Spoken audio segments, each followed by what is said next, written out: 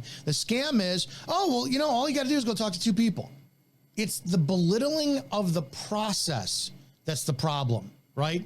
That's the problem. When you get these presentations and somebody does the traditional draw one circle, then a line, and then here's you and 2 more people. And they say, listen, so what you're going to do is you're going to come in and you're going to get this package. Now you're going to go out and you're going to get 2 people.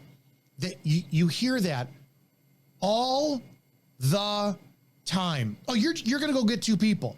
Do you have any idea how difficult it is to go get 2 people, especially when your methodology is as dismissive and simple as this? It's not offering value. It is not wrong to tell people this 2 people could take you a long time to get, and then duplicating underneath them, right? Getting them each to get 2 people could take a long